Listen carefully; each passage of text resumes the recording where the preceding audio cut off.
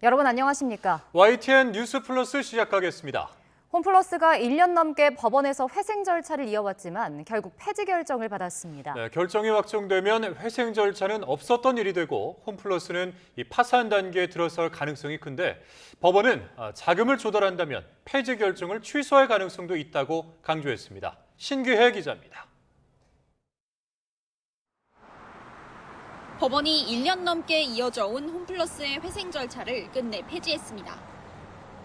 오는 9월까지 연장하는 선택지도 있었지만 홈플러스 측 회생 계획안의 수행 가능성이 없다고 본 겁니다.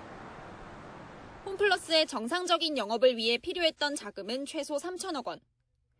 홈플러스는 익스프레스 사업부 매각으로 1천억 원은 확보했지만 나머지 2천억 원을 조달할 방법은 최근까지도 안개 속이었습니다. 법원은 익스프레스 매각 이후에도 홈플러스는 매출이 줄고 재무가 급증하는 상황이라고 판단했습니다. 홈플러스가 뒤늦게 수정 계획안을 냈지만 원안과 마찬가지로 2천억 원을 조달할 구체적인 계획이 포함되어 있지 않았다고도 지적했습니다. 앞으로 2주 안에 홈플러스가 즉시 항고를 내지 않으면 폐지 결정은 확정되고 회생 절차는 없었던 일이 됩니다. 법원이 직권으로 파산을 선고할 가능성은 작고 홈플러스가 다시 회생 신청을 낼 여지도 있지만 사실상 파산 단계에 접어들었다는 평가입니다. 다만 법원은 마지막까지 가능성을 열어두겠다는 입장입니다. 홈플러스가 2주 안에 자금을 조달하고 즉시 항고를 낸다면 이번 폐지 결정이 취소될 수 있다는 겁니다. 법원은 제도의 고안이라는 생소한 용어까지 강조하면서 사실상 마지막 손길을 내밀었는데 홈플러스가 어떻게 응답할지 주목됩니다. YTN 신기입니다. 홈플러스가 사실상 파산 수순에 들어간 가운데 사회 경제적 후폭풍이 만만치 않을 전망입니다. 파산이 현실화되면 12,000명이 넘는 임직원들이 대규모 실직 위기에 직면할 수밖에 없는데요. 대금 정산을 받지 못한 중소납품업체들의 피해도 막대할 것으로 보입니다. 차유정 기자입니다. 서울 강서구에 위치한 홈플러스 본점. 평소와 다름없이 영업이 이어졌지만 회생 절차 폐지 소식을 들은 직원들 사이에 무거운 분위기가 감지됩니다. 관련 뉴스를 접한 고객들도 혼란스럽고 걱정된다는 반응입니다. 동네에 문화센터가 여기밖에 없어가지고 자주 이용 중이었는데 좀 아쉬워요. 이번 폐지 결정 이후 14일 이내에 홈플러스가 항고할 수는 있지만 업계에서는 2주 안에 자금 문제 해결이 쉽지 않은 만큼 파산 절차 가능성에 무게를 두고 있습니다. 이 경우 홈플러스는 이번 달 중 별도의 파산 신청 절차를 밟게 될 가능성이 큽니다. 문제는 파산이 현실화할 경우 사회 경제적인 후폭풍이 상당할 수 있다는 점입니다. 가장 큰 우려는 대량 실직 문제입니다. 지난달 말 기준 홈플러스 직원은 12,000명에 달하고 주차나 카트 관리 등 간접 인원도 1,000명 가까이 됩니다. 직원들은 아직 6월 급여도 받지 못한 상황. 납품 협력업체들 피해도 막대할 것으로 보입니다. 홈플러스 납품 중소기업 소상공인 150곳이 아직 받지 못한 납품 대금 규모는 업체당 평균 7억 7천여만 원인데 대금 받기가 사실상 불가능해집니다. 정부는 즉각 긴급 지원 가동에 나섰습니다. 당장 임금 체불 피해 근로자에게 1인당 최대 2,100만 원을 지원하고 1인당 1,000만 원 한도까지 1.5% 저리로 생계비 융자를 지원합니다. 홈플러스를 주요 거래처로 하는 중소협력업체에는 총 4,400억 원 규모의 긴급 유동성을 지원합니다. 특히 소상공인의 지원 한도를 기존 7천만 원에서 1억 원까지로 확대하고 금리는 0.5%포인트 내립니다.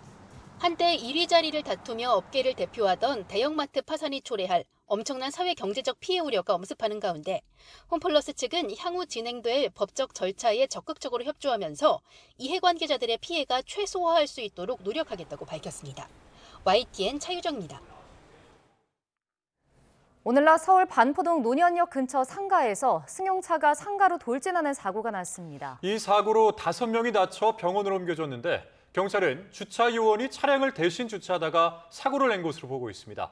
자, 취재기자 연결해서 자세한 내용 들어보겠습니다. 김혜린 기자, 사고 소식 전해주시죠.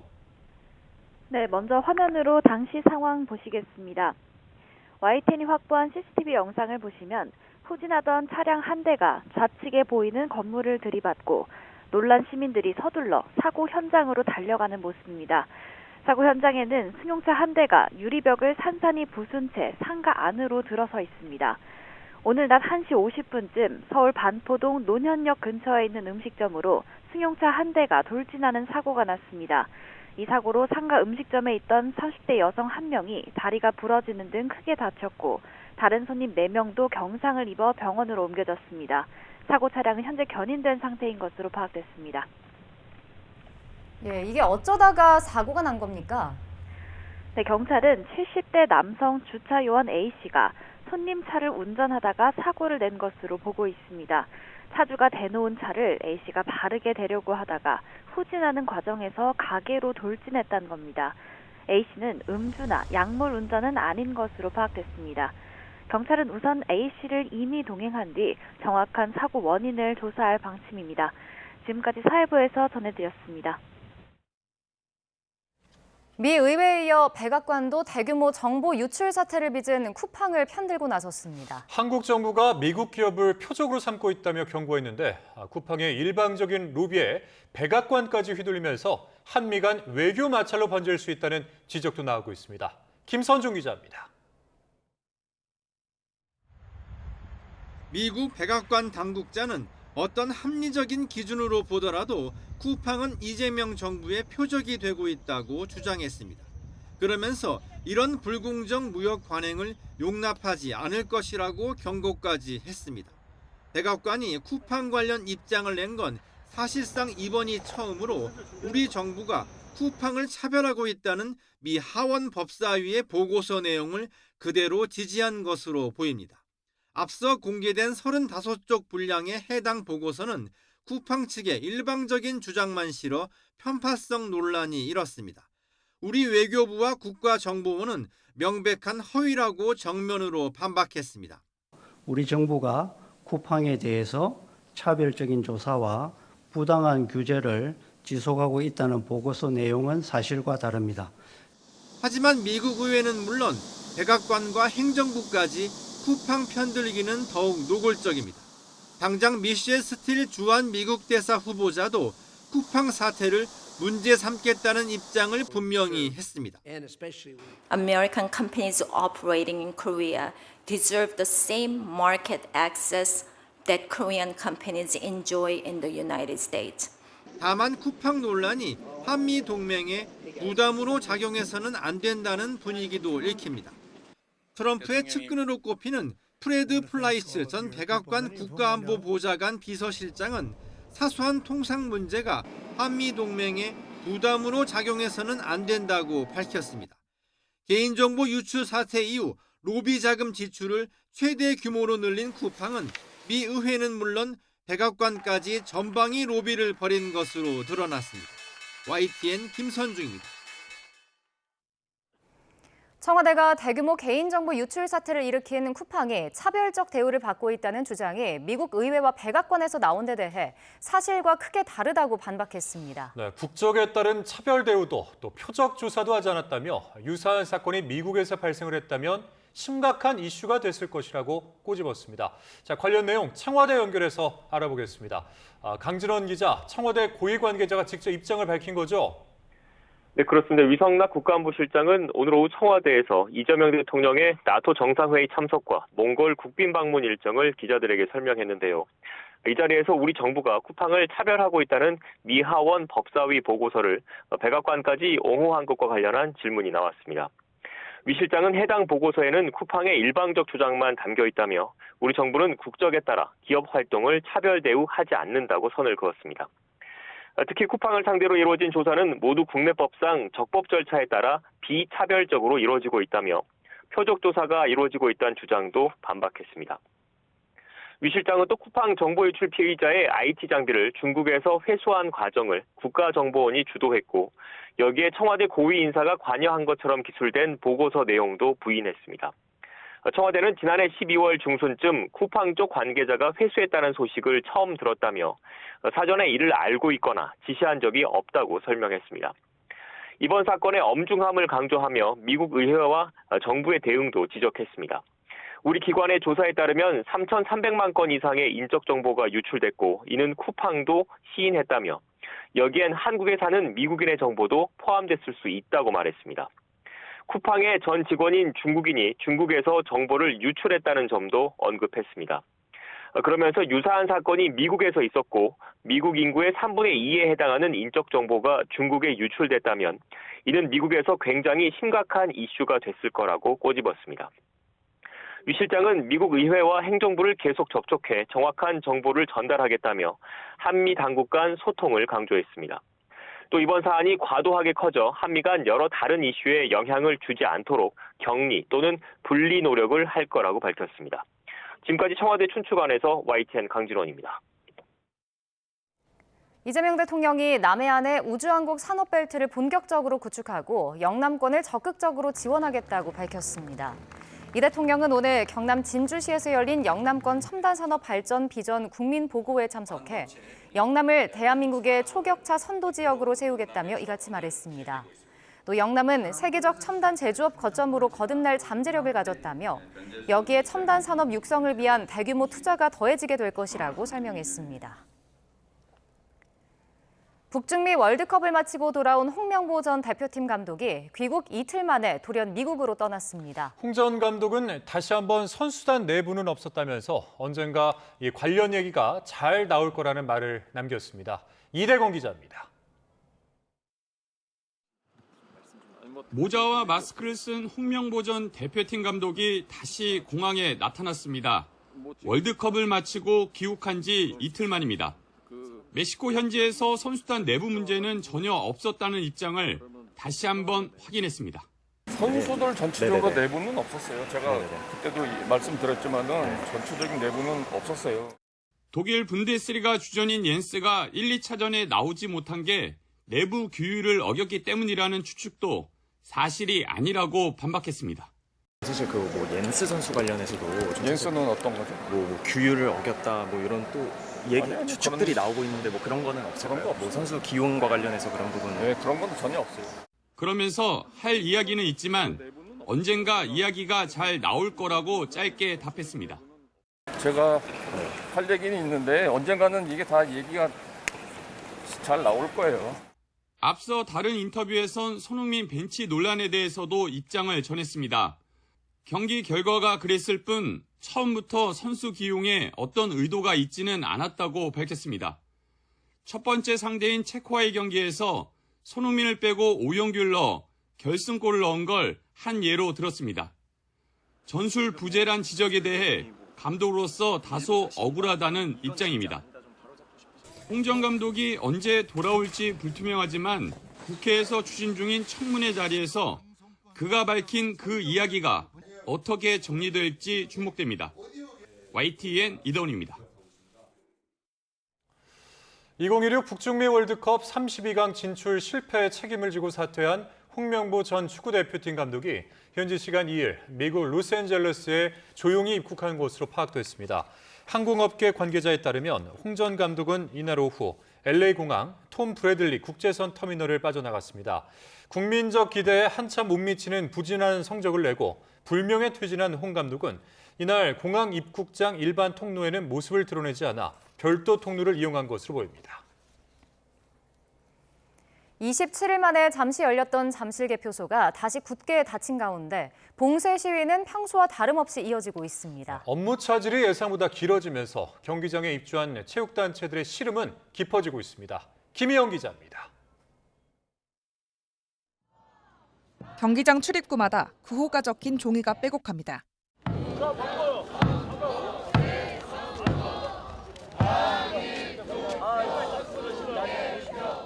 잠실 개표소가 다시 봉쇄된 다음 날, 시민들은 평소처럼 시위를 이어갔습니다.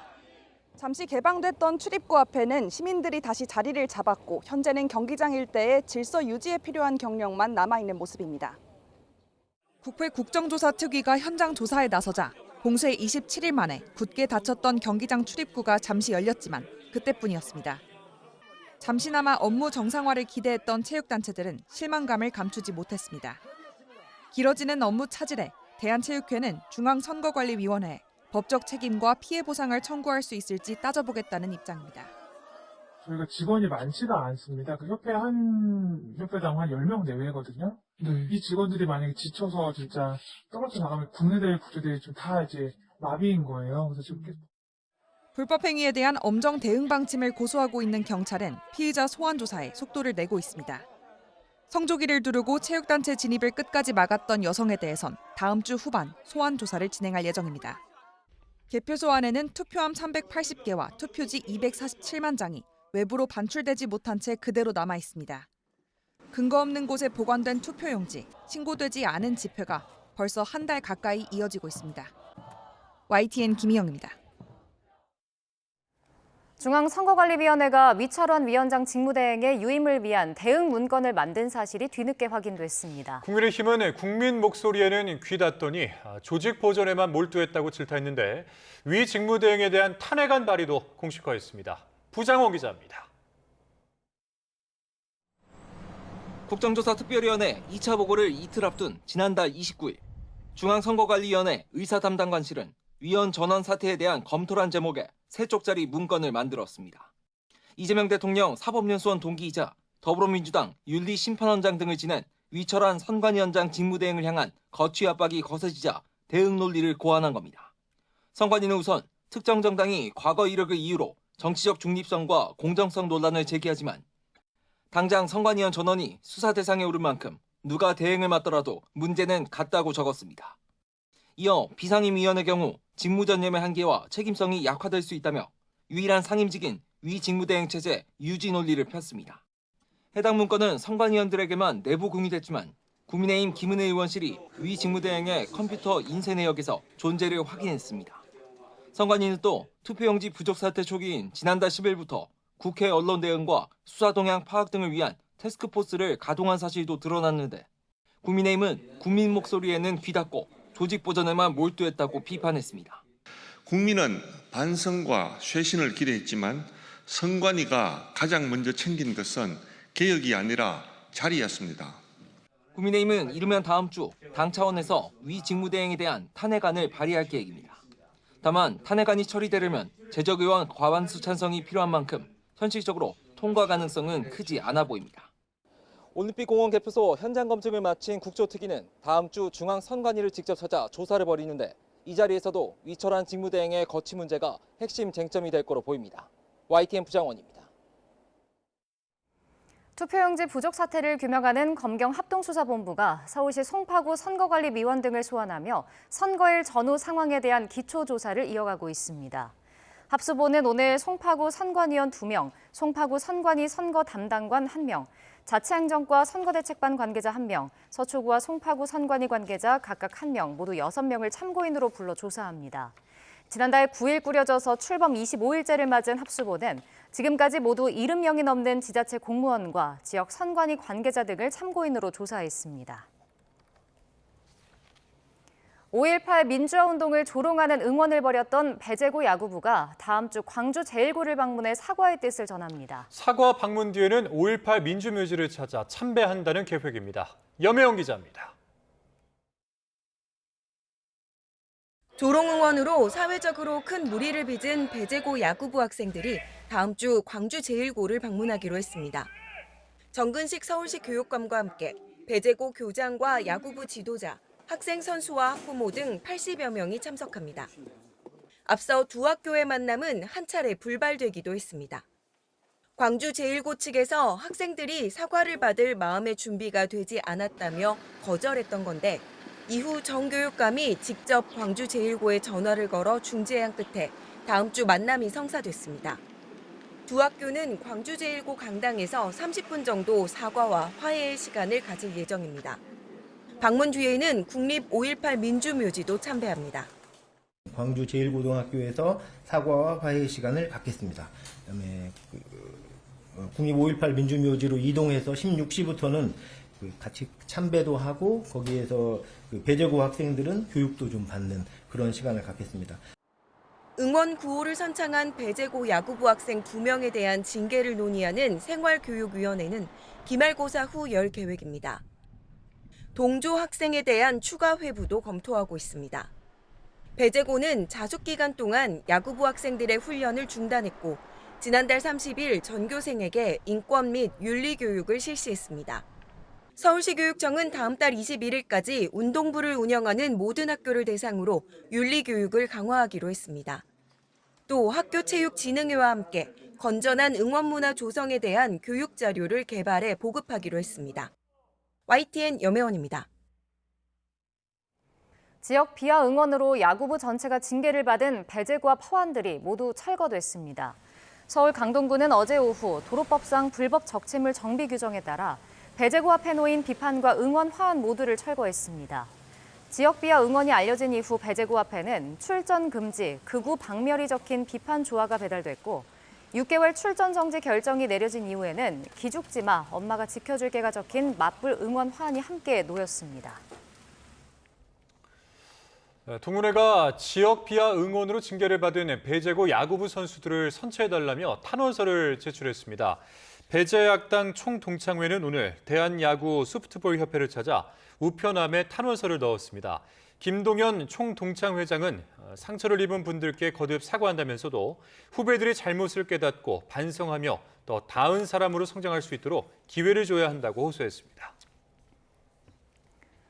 광주에서 여고생을 살해한 혐의로 기소된 장윤기의 부친이자 현직 경찰관이 핵심 증거들을 폐기했다는 의혹에 대해 경찰청이 오늘 현직 감찰을 진행하고 있습니다. 이런 가운데 담당 수사팀이 장윤기 부친에게 집 주소와 비밀번호까지 알려줬다는 사실이 검찰 조사 과정에서 드러났습니다. 자, 사회부 취재기자 연결해서 자세한 내용 알아보겠습니다. 자, 조경원 기자, 우선 지금 광주에서 감찰이 진행이 되고 있는 거죠? 네, 경찰청 감찰관들은 오늘 낮 1시부터 장윤기 사건을 수사했던 광주 광산경찰서에서 사건 기록을 검토하고 있는 것으로 파악됐습니다. 장윤기의 부친이 사건의 핵심 증거인 성인용품 등을 폐기했다는 의혹에 대해 사실관계를 확인하기 위해서입니다. 이번 감찰은 크게 두 갈래로 나뉘어 진행됩니다. 먼저 수사 감찰을 통해 초동 수사 과정에서 증거물 보존 조치가 적절했는지를 살펴본 뒤 필요하다면 담당 수사관들의 진술도 들을 계획입니다. 현직 경찰관인 장윤기 부친의 개인 비위 행위 의혹은 일반 감찰로 진행되고 감찰관이 부친을 직접 만나 자세한 경위를 확인할 것으로 보입니다. 경찰청은 어제 이번 의혹에 관한 내용을 광주경찰청으로부터 넘겨받고 경찰 수사 과정에 미흡한 부분이 있었는지와 장윤기 부친의 증거인멸 의혹에 대해 직접 감찰하겠다고 밝혔습니다. 네, 검찰 조사에서 담당 수사팀이 장윤기의 부친에게 집 주소를 알려준 것으로 드러났다고요? 네, 광주지방검찰청은 광산경찰서 담당 수사팀이 장윤기의 부친에게 장윤기가 살던 집 주소는 물론 현관문 비밀번호도 알려준 것으로 조사됐다고 밝혔습니다. 이 정보를 제공한 게 증거를 없앤 행위로 이어진 만큼 감찰은 여기에 초점이 맞춰질 수도 있을 것으로 보입니다. 앞서 검찰은 장윤기의 부친이 장윤기가 구속된 다음 날인 지난 5월 8일 아들의 원룸에서 사건의 핵심 증거인 성인용품과 휴대전화 등을 회수해 폐기한 사실을 확인했습니다. 다만 검찰은 형법상 친족간 특례를 들어 장윤기의 부친을 증거인멸 혐의로 입건하진 않았습니다. 지금까지 사회부에서 YTN 조경원입니다. 인천 미추홀경찰서가 도로 위에 누워있던 구조 대상자를 순찰차로 치어 숨지게 한 혐의로 지구대 소속 순경 20대 여성 A씨를 조사하고 있습니다. A씨는 오늘 새벽 0시 40분쯤 미추홀구 숭이동 골목에서 순찰차를 몰던 중 도로 위에 누워있던 60대 여성을 밟아 숨지게 한 혐의를 받습니다. 당시 A씨는 도로 위에 사람이 쓰러져 있다는 112 신고를 받고 출동했다가 구조 대상자를 밟고 지나간 것으로 파악됐습니다. A씨는 구조 대상자가 누워있는 걸 발견하지 못했다는 취지로 설명한 것으로 전해졌습니다. 김종욱 전 해양경찰청장을 비롯한 해경지휘부가 내란 가담 의혹으로 구속 갈림길에 섰습니다. 이자 종합특검은 해경이 계엄 당일 윗선에 지시가 없었는데도 자발적으로 내란에 가담한 세력이라고 지적했습니다. 이준엽 기자입니다. 김종욱 전 해경청장과 안성식 전 해경기획조장관의 구속심사가 열렸습니다. 내란 부하 수행과 직권남용 권리행사 방해 혐의입니다. 비상계엄 선포 직후 열린 지휘관 화상회의에서 국군 방첩사령부 합동수사본부의 인력 파견을 논의하고 계엄 해제 이후에도 계엄사령부에 정부 연락관을 파견하는 등 내란에 가담했다는 의혹입니다. 특검은 자발적 가담이라는 점을 강조하고 나섰습니다. 이들이 대한민국의 3대 무력에 포함되는 해경을 내란 세력에 가담하기 위해 사유화하려고 했다고 비판했습니다. 스스로가 이 비상계엄 상황에서 우리가 어떻게 움직일 건가를 파악하고 그런 가담하기 위한 노력을 했던 거죠. 특검은 특히 윤석열 전 대통령과 같은 충암고 출신인 안전조정관이 지난 2023년쯤부터 방첩사와 교류하며 계엄사 편제 수정에도 관여했다고 의심하고 있습니다. 안전조정관은 지휘관 화상회의에서는 파출소 청사 방호를 위한 총기 휴대 검토와 합수 파견 인력 증원 등을 주장한 것으로도 조사됐습니다. 두 사람 구속 여부는 이르면 오늘 결론이 납니다. YTN 이준엽입니다. 2차 종합특별검사팀이 김건희 씨에 대한 검찰의 황제조사 의혹과 관련해 이원모 전 대통령실 인사비서관을 다음 주에 소환합니다. 종합특검은 오는 7일 오전 10시 이 전 비서관을 참고인 신문으로 불러 조사할 예정입니다. 특검은 김건희 씨의 도이치모터스 주가 조작 사건을 수사한 검찰이 김 씨를 검찰청사가 아닌 제3의 장소에서 조사하는 등 특혜를 줬다는 의혹을 수사하고 있습니다. 지난달 24일 발생한 베네수엘라 강진에 따른 사망자가 2,500명을 넘었습니다. 델시 로드리게스 베네수엘라 임시 대통령은 현지 시간 2일까지 이 지진 사망자가 2,595명으로 확인됐다고 밝혔습니다. 다친 사람은 12,000여 명이고 건물 189채가 완전히 붕괴됐다고 전했습니다. 베네수엘라가 강진에 따른 국가 애도 기간에 들어간 가운데 이 무너진 건물 잔해에서 8일을 버틴 40대 경비원이 극적으로 구조됐습니다. 국제구조대가 70시간의 사투 끝에 골든타임인 72시간을 훌쩍 넘긴 이 기적의 생還이 이루어질 수 있었습니다. 뉴욕에서 이승윤 특파원입니다. 재난 발생 뒤 구조의 골든타임인 72시간을 훌쩍 넘기고 8일 만에 구조되며 베네수엘라의 희망으로 떠오른 43살 에르난 알베르토 힐 플로레스 씨. 라과이라주 쇼핑센터 경비원으로 일하다 지진으로 무너진 건물 잔해 9m 아래에 갇혔습니다. 경비 초소가 형태를 유지한 덕에 잔해에 깔리지 않았고 내부에 공기층이 형성돼 살 수 있었습니다. 구조대는 나흘 만에 음향 탐지 장비와 레이더를 이용해 신호를 감지한 뒤 생존을 확인했습니다. 이후 칠레와 미국, 엘살바도르, 멕시코 등으로 구성된 국제구조대가 장장 70시간에 걸친 구조 작업에 착수했습니다. Bueno, el rescate fue liderado por el Uso al Bombero Chile, pero participaron otros equipos, algunos con clasificación internacional como nosotros y otros equipos sin la clasificación. 불안정한 건물 구조와 폭우, 여진으로 굴착 통로가 여러 차례 무너졌지만 구조대는 금속 구조물을 절단하며 통로를 확보했습니다. 또 틈새로 수색용 카메라를 투입해 상태를 확인했고 호스와 주사기로 물과 수액을 공급하며 탈수 상태에 빠지지 않도록 도왔습니다. 구조대는 작업 내내 대화를 이어갔고 힐 플로레스 씨는 그림을 그리며 마음의 안정을 찾은 끝에 구조돼 안정적인 상태를 유지하고 있습니다.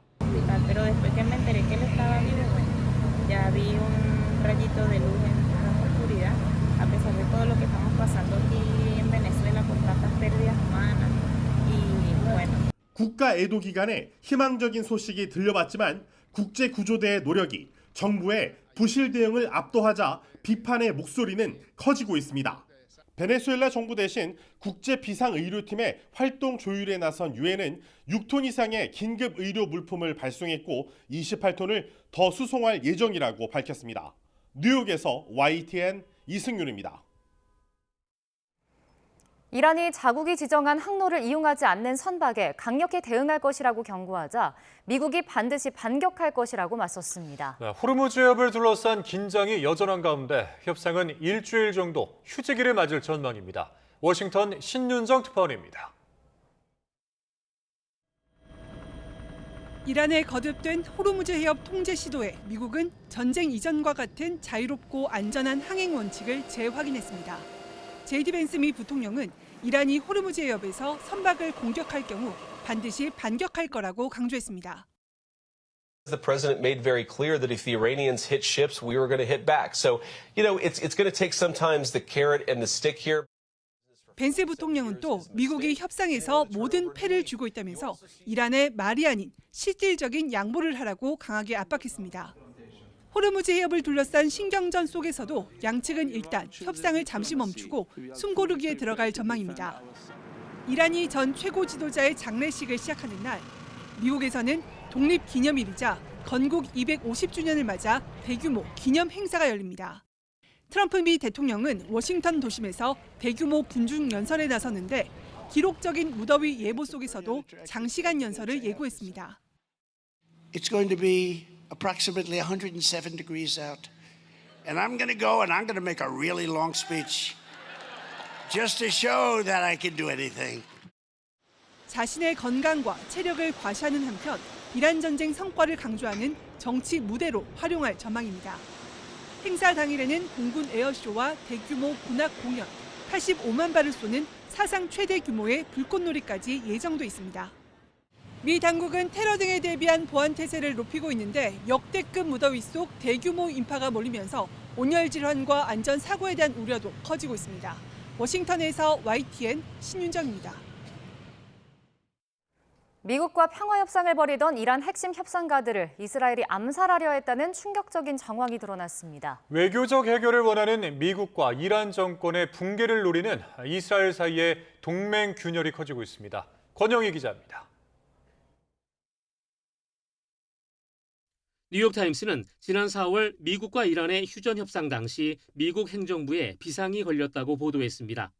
이스라엘이 이란 협상 대표인 아바스 아라그치 외무장관과 모하마드 갈리바프 국회의장을 암살 명단에 올렸다는 첩보가 입수됐습니다. 미국은 암살 작전이 현실화될 경우 어렵게 시작된 평화 협상이 깨지고 전면전이 재개될 것을 우려했습니다. 이에 제3국을 통해 이란 측에 이스라엘의 타격 가능성을 경고하는 이례적인 조치까지 취했습니다. 실제로 지난 4월 미국 부통령과의 회담을 마치고 귀국하던 이란 대표단 비행기는 이스라엘의 공격 첩보를 받았습니다. 결국 비행기는 국경 근처 공항에 긴급 착륙했고 대표단은 8시간 동안 육로로 도피하듯 귀국해야 했습니다. 이 사태는 전쟁의 끝을 바라보는 미국과 이스라엘의 목표가 완전히 엇갈리고 있음을 여실히 보여줍니다. Well, I'll tell you the primary urgency, if I said this, it wasn't covered properly, but the primary urgency is that we can't let Iran have a nuclear weapon. זה אומר שאנחנו לא נותנים לצבא של טרוריסטים לשבת לנו על הגבול. ואנחנו מרחיקים אותם, זה מה שאתם עושים. ומשמידים את כל מה שמעל הקרקע ותת הקרקע ששירת אותם 조기 휴전을 원하는 미국과 달리 이스라엘은 이란 정권의 완전한 붕괴와 대리 세력 괴멸만을 원합니다. 이런 암살 위협 속에서도 이란 협상팀은 회담을 이어가 호르무즈 해협 개방 등을 골자로 하는 기본 합의안을 도출했습니다. 하지만 이스라엘은 이 합의가 이란의 재건 자금만 쥐어주는 재앙이라며 강력히 반발하고 있습니다. 평화를 밀어붙이는 미국과 이를 저지하려는 이스라엘의 갈등 속에 중동의 위태로운 줄타기는 계속될 전망입니다. YTN 권영입니다. 미국과 이스라엘의 공습으로 숨진 아야톨라 알리 하메네이 전 이란 최고 지도자의 장례식이 사실상 시작됐습니다. AP통신은 하메네이 시신이 담긴 관이 공식 장례를 하루 앞둔 오늘 이란 수도 테헤란에 있는 대사원에 도착했다고 보도했습니다. 후계자인 무스타바의 장례식 참석 여부가 불투명한 가운데 이란 내 초강경파를 대표하는 아흐마드 바히디 이슬람 혁명수비대 총사령관이 장례식의 모습을 드러내 이목을 끌었습니다. 후반기 첫 임시국회를 앞두고 여야 간 강대강 대치가 계속되고 있습니다. 더불어민주당은 연말까지 주요 국정과제 입법을 마무리하겠다며 속도전 의지를 다졌지만 국민의힘은 민주당 주도 원구성에 반발하며 전면 보이콧 입장을 유지하고 있습니다. 김다연 기자입니다. 더불어민주당 의원들이 하얀 셔츠를 맞춰 입고 후반기 국회 운영 전략을 마련하기 위한 워크숍에 참석했습니다. 한병도 원내대표는 이재명 정부의 주요 국정과제 입법 시한을 올 연말로 제시했습니다. 올해 연말까지 국회는 대한민국의 미래를 결정할 또 하나의 분수령이라고 생각을 합니다.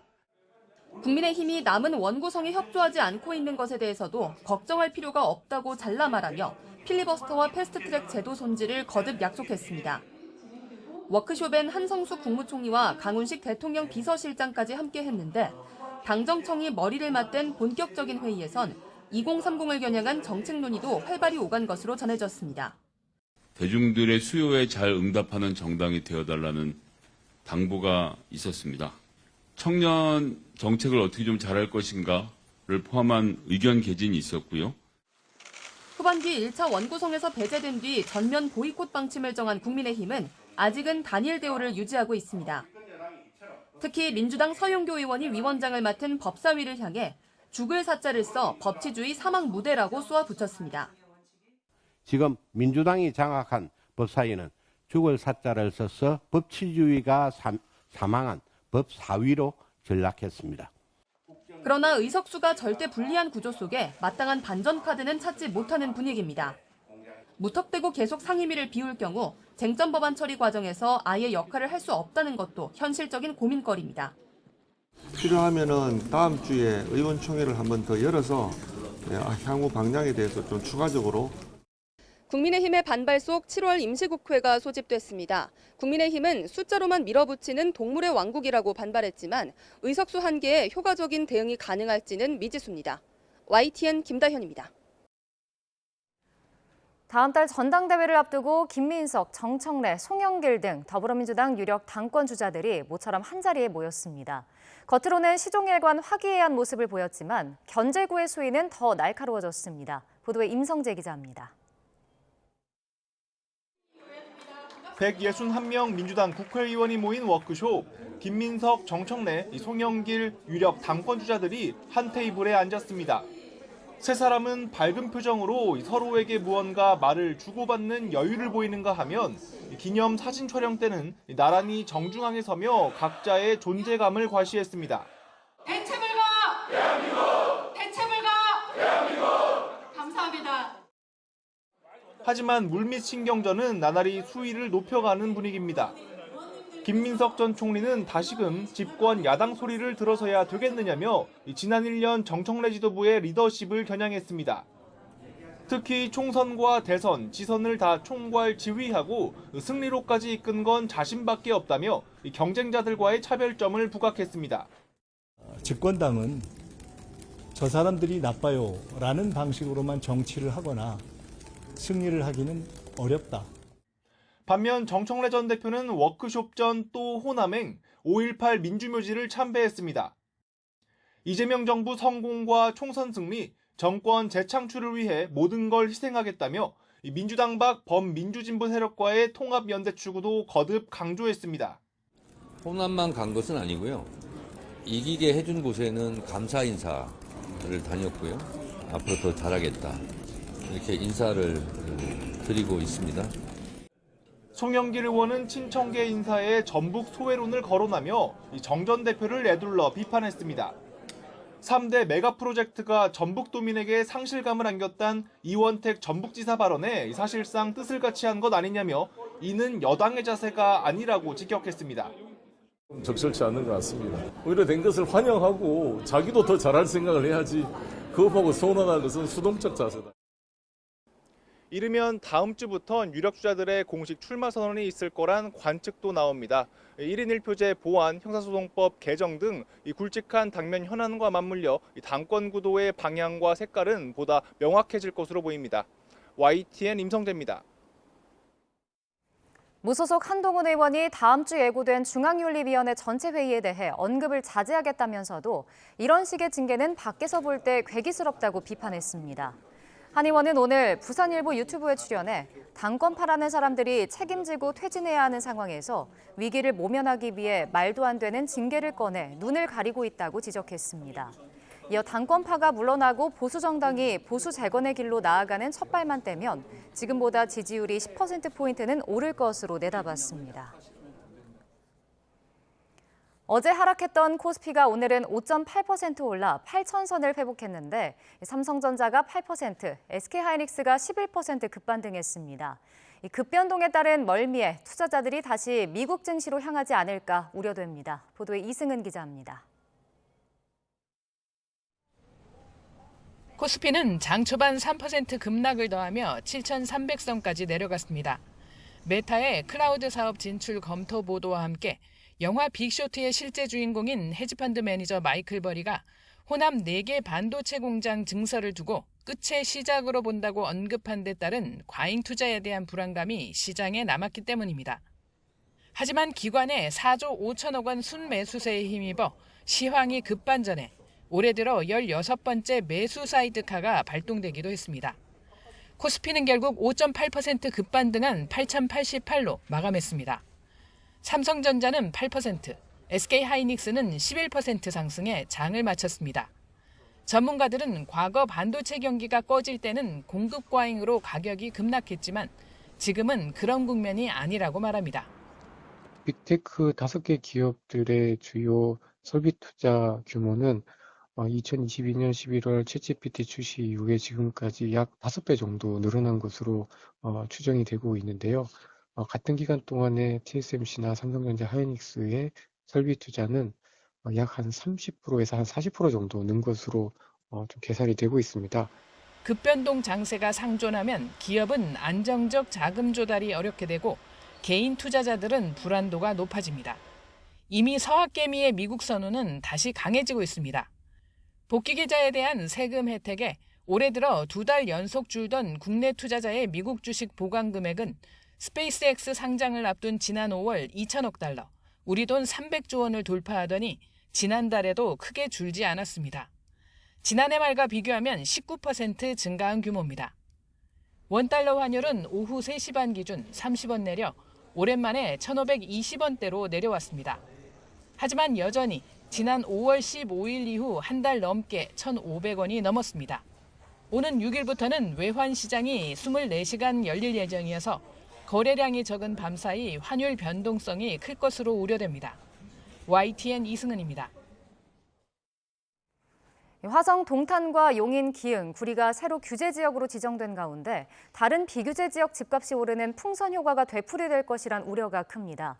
이미 남양주와 수원, 권성구 등에서는 집주인들이 호가를 올리며 집값이 들썩이는 조짐이 보이고 있습니다. 정현우 기자가 그 현장을 다녀왔습니다. 경기도 구리 바로 옆 남양주 다산 신도시. 역세권 대장단지 1,000세대짜리 아파트 전용 면적 84제곱미터가 지난달 중순 12억 1천만 원에 거래됐습니다. 하지만 최근 집주인들이 부르는 호가는 최대 12억 8천만 원으로 크게 뛰었습니다. 이달 초 옆 지역인 구리가 새롭게 규제 지역으로 묶이면서 다른 주변 일대 아파트 가격이 들썩이는 것으로 풀이됩니다. 대출 규제를 피한 실거주 수요는 물론 비규제 지역이라 가능한 갭 투자 수요도 몰린다는 것이 일대 공인중개사들의 설명입니다. 손님들 중에 갭 투자 오시는 분들이 거의 한 60% 이상이 지금 갭 투자예요. 실제로 발표한 이후부터 기본적으로 한 3천에서 한 5천 정도 올라갔다가 보시면 됩니다. 구리와 함께 규제 지역으로 새로 묶인 화성 동탄, 용인 기흥 주변 지역도 비슷한 상황입니다. 인근 비규제 지역인 화성 병점구, 수원 권선구 등으로 매수세가 옮겨가는 모습입니다. 문의 많이 오세요. 막상 하려고 하면 가격을 올리시거나 보조를 하시거나. 오른 호가가 상승 거래로 이뤄지는지는 당분간 지켜봐야 하지만 지난 11호 대책 때는 풍선 효과가 실제로 나타났습니다. 대책 발표 이후 6개월 동안 비규제 18개 지역의 주택 매입 금액은 15조 원으로 1년 전에 2.5배로 대폭 늘었던 것으로 집계됐습니다. 결국 지역을 계속 추가하며 규제하는 두더지 잡기식 대책으론 주변 일대 아파트 가격만 더욱 올리는 만큼 실수요자들을 위한 전세난 해결과 안정적인 주택 공급 등 근본적 대책이 선행돼야 한다는 지적이 나옵니다. 공급을 하지 않는 규제는 여러 가지 이러한 부작용을 낳고 있다라고 보는 거죠. 공급 대책이 주로 이제 공공주도형 공급인데 민간과 공공이 함께 공급을 하는 투트랙 전략으로 가져가 줘야만 공급의 실효성을 거둘 수 있다라고 보는 거죠. 국토부는 반도체 셔틀버스가 다니는 혀세권 중심으로 뜨거웠던 매수세가 다른 지역으로 옮겨갈 우려는 적다면서 이번 규제 지역 추가 지정으로 풍선 효과가 광범위하게 번질 가능성은 크지 않다고 밝혔습니다. YTN 정현우입니다. 네, 청약 당첨 확률이 높은 장애인들의 명의를 조직적으로 빌려서 강남권 고급 아파트를 불법 분양받은 일당이 적발됐습니다. 가짜 장애인 특공으로 분양받은 아파트는 30여 채, 분양가로는 200억 원이 넘는 규모로 웃돈을 붙여 수억 원을 챙겼습니다. 정영수 기자입니다. 검은색 승용차에 사람들이 우르르 올라탑니다. 불법 분양 브로커 일당이 명의를 빌릴 청각 장애인들을 태우고 아파트 분양 계약서를 쓸어가는 겁니다. 50대 브로커 A씨 등은 이런 식으로 장애인 명의를 동원해 경쟁이 치열한 서울 강남권 고급 아파트를 특별 공급받았습니다. 장애인 특별 공급이 일반 청약보다 당첨 확률이 훨씬 높다는 점을 노렸습니다.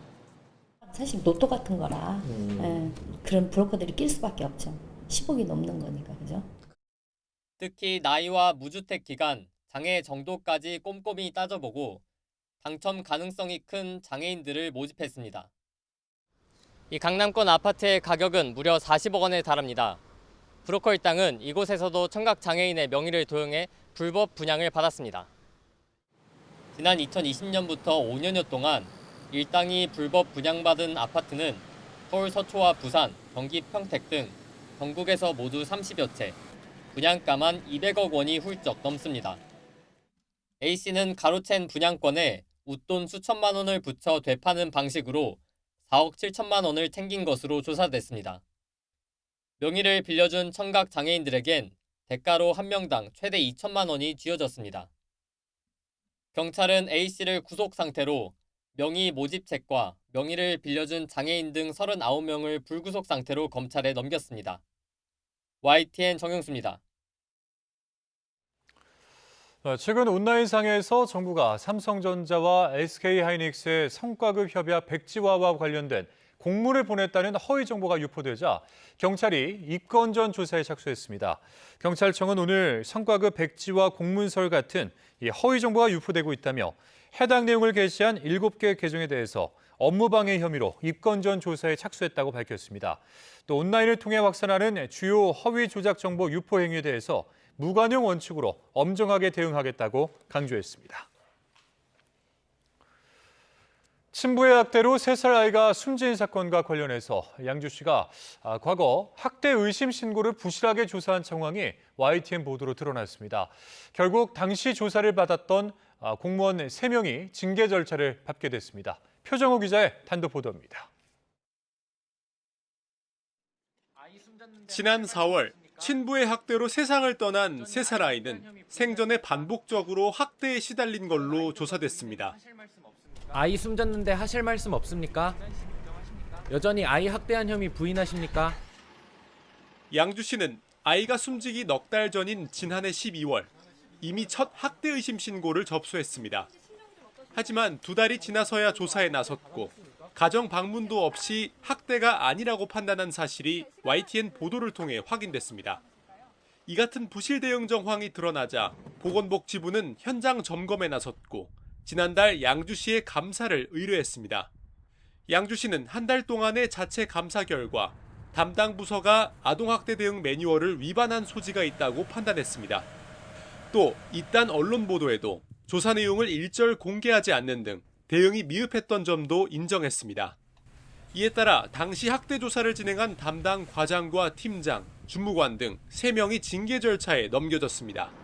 과장이 5급 공무원인 만큼 경기도가 직접 잘잘못을 따지는데 경기도는 당사자들의 소명을 거쳐 징계 수위를 결정할 방침입니다.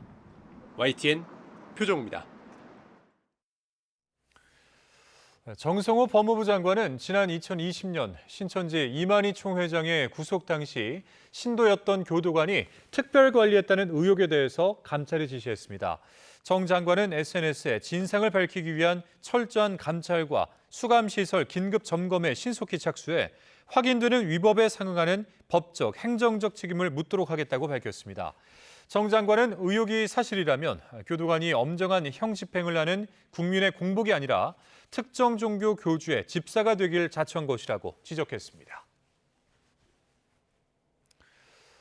뉴욕의 상징 엠파이어 스테이트 빌딩 꼭대기에 올라가서 목숨을 건 청혼 이벤트를 펼친 커플이 결국 재판에 넘겨졌습니다. 약혼을 위해 특별한 추억을 남기고 싶었다는데 경찰은 소셜미디어 홍보를 위한 돌발 행동으로 보고 있습니다. 박영진 기자입니다. 높이 443m 엠파이어 스테이트 빌딩 맨 꼭대기 안테나에 아슬아슬하게 올라선 복면을 쓴 남녀. 사랑의 힘이 권력욕을 이길 때 세상은 평화를 알게 된다라고 적힌 현수막을 펼칩니다. Two geniuses climbed to the top of the Empire State Building, the top of the spire. They had some flag they were waving when they were up at the top. 뉴욕 대부분 방송국의 신호를 송출하는 이 빌딩 안테나에 올라선 이 위험한 커플을 구조하기 위해 30분간 안테나 전원을 차단하고 특수 구조대가 투입됐습니다. 하지만 이 와중에 남성은 무릎을 꿇고 청원까지 합니다. 익스트림 스포츠 인플루언서로 확인된 이 커플은 전날 관광객으로 빌딩에 들어가 숨어 있다가 꼭대기까지 올라간 것으로 전해졌습니다. 결국 무단 침입, 공중위험, 공공기물 손괴 등의 혐의로 기소됐는데 법정에 나와 약혼을 기념해 특별한 일을 하고 싶었다고 진술했습니다. Based off my reading of this complaint, the DA's office overcharged here. As far as what I've seen, and I'm sure you've all seen, it was a message of love. 수사당국은 그러나 이들이 소셜미디어 홍보와 수익을 위해 위험한 행동을 벌인 것으로 보고 있습니다. 법원의 감독 조건으로 석방된 이들 커플은 다음 달 다시 법정에 출석할 예정입니다. YTN 박영진입니다. 유럽 대륙에 이른바 오메가 열돔 현상이 덮치면서 지난달 프랑스와 스페인 두 나라에서만 2,000명이 넘는 폭염 관련 사망자가 발생한 것으로 잠정 집계됐습니다. 스페인 당국은 6월 폭염에 따른 초과 사망자가 1,000여 명에 달한다고 밝혔으며 프랑스 역시 전년 대비 약 1,000명이 추가로 사망한 것으로 추정하고 있습니다. 극심한 무더위 여파로 이달 스페인 바르셀로나에서 개막하는 세계 최고 권위의 사이클 대회 2026 투르 드 프랑스 주최 측은 일부 구간 단축을 심도 있게 검토 중입니다.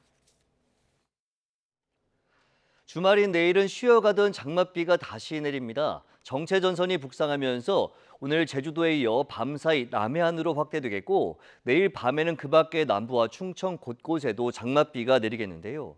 특히 돌풍과 벼락을 동반한 시간당 20에서 30mm의 강한 비와 함께 제주 산간에는 150mm 이상, 전남 남부에도 최고 80mm의 많은 비가 내리겠습니다. 또 경북 남부 내륙과 경기 북부, 충북에는 오후까지 한때 소나기가 지나겠습니다. 주말인 내일은 서울 낮 기온이 31도, 대전 31도, 대구 30도까지 오르는 등 오늘과 비슷하거나 조금 더 덥겠습니다. 휴일인 모레 오후에는 중북부 지역에도 장맛비가 내릴 전망입니다. 날씨 정보였습니다.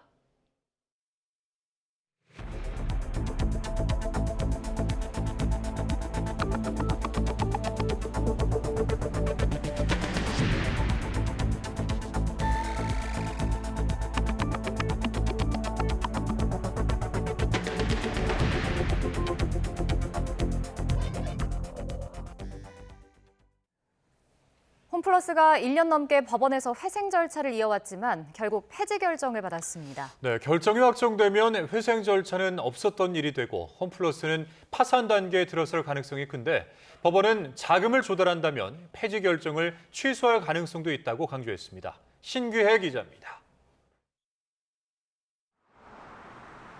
법원이 1년 넘게 이어져 온 홈플러스의 회생 절차를 끝내 폐지했습니다. 오는 9월까지 연장하는 선택지도 있었지만 홈플러스 측 회생 계획안의 수행 가능성이 없다고 본 겁니다. 홈플러스의 정상적인 영업을 위해 필요했던 자금은 최소 3천억 원. 홈플러스는 익스프레스 사업부 매각으로 1천억 원은 확보했지만 나머지 2천억 원을 조달할 방법은 최근까지도 안개 속이었습니다. 법원은 익스프레스 매각 이후에도 홈플러스는 매출이 줄고 재무가 급증하는 상황이라고 판단했습니다. 홈플러스가 뒤늦게 수정 계획안을 냈지만 원안과 마찬가지로 2천억 원을 조달할 구체적인 계획이 포함되어 있지 않았다고도 지적했습니다. 앞으로 2주 안에 홈플러스가 즉시 항고를 내지 않으면 폐지 결정은 확정되고 회생 절차는 없었던 일이 됩니다. 법원이 직권으로 파산을 선고할 가능성은 작고 홈플러스가 다시 회생 신청을 낼 여지도 있지만 사실상 파산 단계에 접어들었다는 평가입니다. 다만 법원은 마지막까지 가능성을 열어두겠다는 입장입니다. 홈플러스가 2주 안에 자금을 조달하고 즉시 항고를 낸다면 이번 폐지 결정이 취소될 수 있다는 겁니다. 법원은 제도의 고안이라는 생소한 용어까지 강조하면서 사실상 마지막 손길을 내밀었는데 홈플러스가 어떻게 응답할지 주목됩니다. YTN 신기입니다. 홈플러스가 사실상 파산 수순에 들어간 가운데 이 사회 경제적 후폭풍이 만만치 않을 전망입니다. 파산이 현실화되면 12,000명이 넘는 임직원들이 대규모 실직 위기에 직면할 수밖에 없는데 이 대금 정산을 받지 못한 중소 납품업체들의 피해도 막대할 것으로 보입니다. 차유정 기자입니다. 서울 강서구에 위치한 홈플러스 본점. 평소와 다름없이 영업이 이어졌지만 회생 절차 폐지 소식을 들은 직원들 사이에 무거운 분위기가 감지됩니다. 관련 뉴스를 접한 고객들도 혼란스럽고 걱정된다는 반응입니다. 동네에 문화센터가 여기밖에 없어가지고 자주 이용 중이었는데 좀 아쉬워요. 이번 폐지 결정 이후 14일 이내에 홈플러스가 항고할 수는 있지만 업계에서는 2주 안에 자금 문제 해결이 쉽지 않은 만큼 파산 절차 가능성에 무게를 두고 있습니다. 이 경우 홈플러스는 이번 달 중 별도의 파산 신청 절차를 밟게 될 가능성이 큽니다. 문제는 파산이 현실화할 경우 사회 경제적인 후폭풍이 상당할 수 있다는 점입니다. 가장 큰 우려는 대량 실직 문제입니다. 지난달 말 기준 홈플러스 직원은 12,000명에 달하고 주차나 카트 관리 등 간접 인원도 1,000명 가까이 됩니다. 직원들은 아직 6월 급여도 받지 못한 상황. 납품 협력업체들 피해도 막대할 것으로 보입니다. 홈플러스 납품 중소기업 소상공인 150곳이 아직 받지 못한 납품 대금 규모는 업체당 평균 7억 7천여만 원인데 대금 받기가 사실상 불가능해집니다. 정부는 즉각 긴급 지원 가동에 나섰습니다. 당장 임금 체불 피해 근로자에게 1인당 최대 2,100만 원을 지원하고 1인당 1,000만 원 한도까지 1.5% 저리로 생계비 융자를 지원합니다. 홈플러스를 주요 거래처로 하는 중소협력업체에는 총 4,400억 원 규모의 긴급 유동성을 지원합니다. 특히 소상공인의 지원 한도를 기존 7천만 원에서 1억 원까지로 확대하고 금리는 0.5%포인트 내립니다. 한때 1위 자리를 다투며 업계를 대표하던 대형마트 파산이 초래할 엄청난 사회 경제적 피해 우려가 엄습하는 가운데 홈플러스 측은 향후 진행될 법적 절차에 적극적으로 협조하면서 이해관계자들의 피해가 최소화할 수 있도록 노력하겠다고 밝혔습니다. YTN 차유정입니다. 메리츠 금융그룹이 홈플러스 회생 절차 폐지 결정에 대해 매우 안타깝다며 최대 주주인 MBK 파트너스가 책임 있는 역할을 해야 한다고 촉구했습니다. 메리츠는 입장문을 내고 담보권 실행 유예와 상거래 채권 조기 변제 협조, 조건부 긴급 운영자금 1,000억 원 에스크로 예치 등 법이 허용하는 범위에서 최대한 역할을 해왔다고 밝혔습니다. 또 대출 지원의 핵심 조건이었던 김병주 MBK 파트너스 회장의 개인 보증에 대해서는 아직 공문 등 확답을 받지 못했다고 설명했습니다. 중앙선거관리위원회가 위철한 위원장 직무대행의 유임을 위한 대응 문건을 만든 사실이 뒤늦게 확인됐습니다. 국민의힘은 국민 목소리에는 귀닫더니만 조직 보존에만 몰두했다고 실타했는데 위 직무대행에 대한 탄핵안 발의도 공식화했습니다. 부장원 기자입니다. 국정조사특별위원회 2차 보고를 이틀 앞둔 지난달 29일 중앙선거관리위원회 의사담당관실은 위원 전원 사퇴에 대한 검토란 제목의 3쪽짜리 문건을 만들었습니다. 이재명 대통령 사법연수원 동기이자 더불어민주당 윤리심판원장 등을 지낸 위철한 선관위원장 직무대행을 향한 거취 압박이 거세지자 대응 논리를 고안한 겁니다.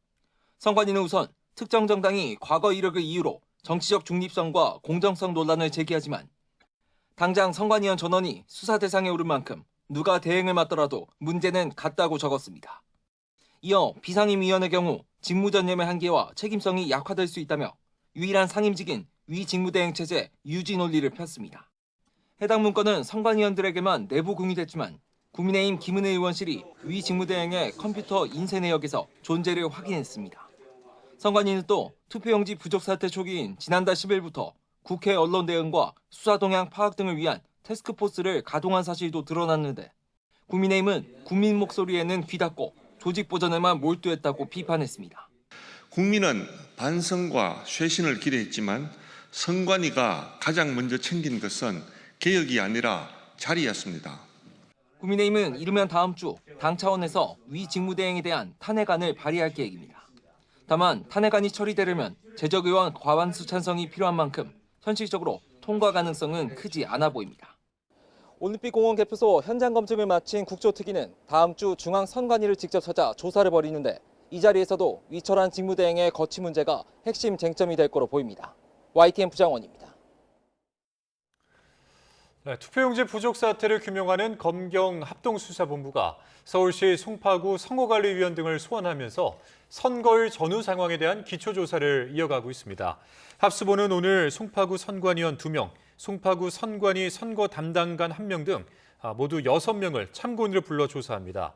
합수본은 이들을 상대로 투표 당시 현장 대응과 투표 종료 이후 투표용지 상자를 폐기한 상황에 대해서 따져 물을 예정입니다. 지난달 9일 꾸려진 합수본은 지금까지 모두 70명이 넘는 지자체 공무원과 지역 선관위 관계자 등을 참고인으로 조사했습니다. 이재명 대통령이 3대 메가 프로젝트의 후속 행사로 영남권 첨단 산업 발전 보고회에 참석했습니다. 남해안의 우주항공 산업 벨트를 육성해서 영남권을 세계 제조업의 거점으로 키우겠다고 약속했습니다. 자, 직접 들어보겠습니다. 영남은 명실상부한 대한민국 제조업 1위 거점이자 글로벌 첨단 제조업 거점으로 도약할 큰 잠재력을 가지고 있습니다. 이 탄탄한 기반 위에 첨단 산업 육성을 위한 대규모 투자가 더해지게 됩니다. 우리 정부는 위성과 발사체, 미래 항공기와 우주 신산업을 연결하는 남해안 우주항공 산업벨트를 본격적으로 구축하려고 합니다. 이를 통해 영남은 이제 국내 제조업 1위를 넘어 세계 제조업 1위를 향해 성큼 나아가게 될 것입니다. 그중에서도 특히 우주항공은 영남이 키워낼 대한민국의 새로운 먹거리 산업이 될 것입니다. 한화가 오는 2040년까지 우주항공과 인공지능 산업에 55조 원을 투자해 독자 발사체와 위성망 등 우주 인프라를 구축합니다. 김동관 한화그룹 부회장은 오늘 영남권 첨단 산업 발전 비전 국민보고회에서 이 같은 내용이 담긴 AI 우주강국 중장기 전략을 발표했습니다. 김 부회장은 이번 투자를 통해 한국은 더 이상 하드웨어만 강한 나라가 아닌 세계 최고 수준의 국방 AI를 보유한 나라로 도약할 수 있다고 강조했습니다. 북중미 월드컵을 마치고 돌아온 홍명보 전 대표팀 감독이 귀국 이틀 만에 돌연 미국으로 떠났습니다. 네, 홍 전 감독은 다시 한번 선수단 내부는 없었다면서 언젠가 관련 얘기가 잘 나올 것이라는 말을 남겼습니다. 이대건 기자입니다. 모자와 마스크를 쓴 홍명보 전 대표팀 감독이 다시 공항에 나타났습니다. 월드컵을 마치고 귀국한 지 이틀 만입니다. 멕시코 현지에서 선수단 내부 문제는 전혀 없었다는 입장을 다시 한번 확인했습니다. 선수들 전체적으로 내부는 없었어요. 제가 그때도 말씀드렸지만은 전체적인 내부는 없었어요. 독일 분데스리가 주전인 옌스가 1, 2차전에 나오지 못한 게 내부 규율을 어겼기 때문이라는 추측도 사실이 아니라고 반박했습니다. 사실 옌스 선수 관련해서도 옌스는 어떤 거죠? 규율을 어겼다 이런 또 추측들이 나오고 있는데 그런 거는 없을까요? 선수 기용과 관련해서 그런 부분은? 네, 그런 건 전혀 없어요. 그러면서 할 이야기는 있지만 언젠가 이야기가 잘 나올 거라고 짧게 답했습니다. 제가 할 얘기는 있는데 언젠가는 이게 다 얘기가 잘 나올 거예요. 앞서 다른 인터뷰에선 손흥민 벤치 논란에 대해서도 입장을 전했습니다. 경기 결과가 그랬을 뿐 처음부터 선수 기용에 어떤 의도가 있지는 않았다고 밝혔습니다. 첫 번째 상대인 체코와의 경기에서 손흥민을 빼고 오영규를 넣어 결승골을 넣은 걸 한 예로 들었습니다. 전술 부재란 지적에 대해 감독으로서 다소 억울하다는 입장입니다. 홍 전 감독이 언제 돌아올지 불투명하지만 국회에서 추진 중인 청문회 자리에서 그가 밝힌 그 이야기가 어떻게 정리될지 주목됩니다. YTN 이다운입니다. 모리아스 하짐의 일본 축구대표팀 감독이 홍명보 전 감독에 대해 역대 최악이라고 생각하지 않는다고 평가했습니다. 모리아스 감독은 어제 도쿄에서 가진 귀국 기자회견에서 한국 축구대표팀을 어떻게 평가하냐는 국내 매체 질문에 이같이 답했습니다. 이어 한국의 상황을 정확하게는 모르기 때문에 자신의 입장에선 답할 것이 많진 않다면서도 홍 전 감독과는 라이벌이자 친구로서 교류하고 있는데 그는 한국 축구를 위해 몸을 아끼지 않고 싸웠다고 두둔했습니다. 최휘영 문화체육관광부 장관과 박지성 국제축구연맹 분과위원회 위원을 공동위원장으로 하는 K축구 혁신위원회가 출범합니다. 혁신위회는 최위영, 박지성 공동위원장을 비롯해 이영표 해설위원, 박주호 해설위원 등 대표팀 출신 축구인도 함께합니다. 여기에 유승민 대한체육회 회장과 김승희 축구협회 전무이사, 조현상 프로축구연맹 사무총장, 유영근 변호사, 김대희 부경대 교수 등 체육계 관계자와 전문가들도 참여합니다. 혁신회는 이번 북중미 월드컵을 계기로 제기된 축구 혁신 요구에 부응해 K축구 거버넌스와 유소년 선수 육성, 첨단 기술 시스템 도입 등 한국 축구의 미래 경쟁력을 높이기 위한 주요 과제를 종합적으로 논의할 예정입니다. 5.18 민주화 운동을 조롱하는 응원을 벌였던 배제고 야구부가 다음 주 광주 제1고를 방문해 사과의 뜻을 전합니다. 사과 방문 뒤에는 5.18 민주묘지를 찾아 참배한다는 계획입니다. 염혜영 기자입니다. 조롱 응원으로 사회적으로 큰 무리를 빚은 배제고 야구부 학생들이 다음 주 광주 제1고를 방문하기로 했습니다. 정근식 서울시 교육감과 함께 배제고 교장과 야구부 지도자, 학생 선수와 학부모 등 80여 명이 참석합니다. 앞서 두 학교의 만남은 한 차례 불발되기도 했습니다. 광주 제1고 측에서 학생들이 사과를 받을 마음의 준비가 되지 않았다며 거절했던 건데 이후 정 교육감이 직접 광주 제1고에 전화를 걸어 중재한 끝에 다음 주 만남이 성사됐습니다. 두 학교는 광주 제1고 강당에서 30분 정도 사과와 화해의 시간을 가질 예정입니다. 방문 뒤에는 국립 5.18 민주묘지도 참배합니다. 광주 제1고등학교에서 사과와 화해의 시간을 갖겠습니다. 그다음에 국립 5.18 민주묘지로 이동해서 16시부터는 같이 참배도 하고 거기에서 배제고 학생들은 교육도 좀 받는 그런 시간을 갖겠습니다. 응원 구호를 선창한 배제고 야구부 학생 2명에 대한 징계를 논의하는 생활교육위원회는 기말고사 후 열 계획입니다. 동조 학생에 대한 추가 회부도 검토하고 있습니다. 배제고는 자숙 기간 동안 야구부 학생들의 훈련을 중단했고 지난달 30일 전교생에게 인권 및 윤리 교육을 실시했습니다. 서울시 교육청은 다음 달 21일까지 운동부를 운영하는 모든 학교를 대상으로 윤리 교육을 강화하기로 했습니다. 또 학교체육진흥회와 함께 건전한 응원 문화 조성에 대한 교육 자료를 개발해 보급하기로 했습니다. YTN 염혜원입니다. 조롱성 응원으로 중징계를 받은 배제고 야구부 논란이 학교 밖을 넘어서 계속되고 있습니다. 이 사건 자체보다 이를 바라보는 시선이 갈라지면서 논란은 잦아들지 않고 있습니다. 김승환 기자입니다. 처음 배제고 응원 논란이 불거진 직후엔 일베식 조롱 문화에 대한 비판과 우려가 대부분이었습니다. 이번에도 계기로 해서 상대팀을 좀 비하거나 좀 이렇게 상처 주는 말을 안 하는 걸 좀 지도자들이 좀 선수들한테 좀 지도를 좀 제대로 잘했으면 좋겠습니다. 하지만 논란은 어느새 학교 밖 어른들의 논쟁거리로 번졌습니다. 학생들의 행동을 어떻게 받아들여야 하는지를 두고 의견이 갈렸기 때문입니다. 대체로 심각한 역사인식의 문제라는 지적이 나왔지만 학생들의 미숙한 행동에 비해 처벌 수위가 과하다는 목소리도 있었습니다. 현재는 치워졌지만 배제고와 파완들이 이를 보여준 상징적인 모습입니다. 철저한 반성을 촉구하는가 하면 힘내라, 무시하라 등의 상반된 내용이 담겼습니다. 방송인 홍석천은 역사를 정확하게 공부하는 게 중요하다고 일침을 가했지만 가수 JK 김동욱은 애들 야구하면서 나온 해프닝을 이렇게 키우느냐고 반문했습니다. 과거 5.18 관련 표현으로 무리를 빚은 전 국가대표 수영 선수는 SNS에 우리 아들들 배제고 보내러 서울로 이사 가야 하나라는 글을 올렸다가 비판을 받기도 했습니다. 이 같은 시각 차이는 정치권 공방으로까지 이어졌습니다.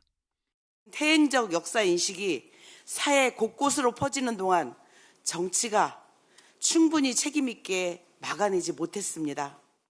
학교와 협회 차원에서 교육적으로 다뤄야 될 사안이지 국가와 여당이 나서서 아이들 미래를 짓밟을 일이 아닙니다. 배제고 논란은 단순한 응원 구호 문제를 넘어 역사인식과 지역 감수성, 징계의 적절성을 둘러싼 논쟁으로 이어졌습니다. 다만 진영 간 대립의 도구로 이번 논란이 번지는 건 아닌지 경계해야 한다는 목소리도 나옵니다. YTN 김승환입니다. 어제 하락했던 코스피가 오늘은 5.8% 올라 8,000선을 회복했는데 삼성전자가 8%, SK하이닉스가 11% 급반등했습니다. 급변동에 따른 멀미에 투자자들이 다시 미국 증시로 향하지 않을까 우려됩니다. 이승은 기자입니다. 코스피는 장 초반 3% 급락을 더하며 7,300선까지 내려갔습니다. 메타의 클라우드 사업 진출 검토 보도와 함께 영화 빅쇼트의 실제 주인공인 헤지펀드 매니저 마이클 버리가 호남 4개 반도체 공장 증설을 두고 끝의 시작으로 본다고 언급한 데 따른 과잉 투자에 대한 불안감이 시장에 남았기 때문입니다. 하지만 기관의 4조 5천억 원 순매수세에 힘입어 시황이 급반전해 올해 들어 16번째 매수 사이드카가 발동되기도 했습니다. 코스피는 결국 5.8% 급반등한 8,088로 마감했습니다. 삼성전자는 8%, SK하이닉스는 11% 상승해 장을 마쳤습니다. 전문가들은 과거 반도체 경기가 꺼질 때는 공급 과잉으로 가격이 급락했지만 지금은 그런 국면이 아니라고 말합니다. 빅테크 5개 기업들의 주요 설비 투자 규모는 2022년 11월 챗GPT 출시 이후에 지금까지 약 5배 정도 늘어난 것으로 추정이 되고 있는데요. 같은 기간 동안에 TSMC나 삼성전자 하이닉스의 설비 투자는 약 한 30%에서 한 40% 정도 는 것으로 좀 계산이 되고 있습니다. 급변동 장세가 상존하면 기업은 안정적 자금 조달이 어렵게 되고 개인 투자자들은 불안도가 높아집니다. 이미 서학개미의 미국 선호는 다시 강해지고 있습니다. 복귀 계좌에 대한 세금 혜택에 올해 들어 2달 연속 줄던 국내 투자자의 미국 주식 보관 금액은 스페이스X 상장을 앞둔 지난 5월 2천억 달러, 우리 돈 300조 원을 돌파하더니 지난달에도 크게 줄지 않았습니다. 지난해 말과 비교하면 19% 증가한 규모입니다. 원달러 환율은 오후 3시 반 기준 30원 내려 오랜만에 1,520원대로 내려왔습니다. 하지만 여전히 지난 5월 15일 이후 한 달 넘게 1,500원이 넘었습니다. 오는 6일부터는 외환 시장이 24시간 열릴 예정이어서 거래량이 적은 밤사이 환율 변동성이 클 것으로 우려됩니다. YTN 이승은입니다. 국민의힘과 개혁신당이 고물가와 고환율 탓에 민생경제가 파탄 지경으로 내몰리고 있다며 정부가 경제정책을 바로잡아야 한다고 입을 모았습니다. 국민의힘 박성훈 수석 대변인은 오늘 논평을 통해 소비자 물가지수가 30개월 만에 최대치를 기록하고 원달러 환율마저 1,550원 선까지 치솟으며 민생경제를 통째로 흔들고 있다고 지적했습니다. 개혁신당 신정욱 부대변인 역시 논평을 내고 포퓰리즘적 돈풀기 유혹을 버리지 못한다면 서민경제 붕괴는 걷잡을 수 없을 것이라며 민생을 위한 실효적 관리 노선으로 전면 복귀하라고 말했습니다. 정부가 고환율로 피해를 본 중소, 중견기업에 대출이나 보증 등으로 15조 원 규모 긴급 경영자금을 지원합니다.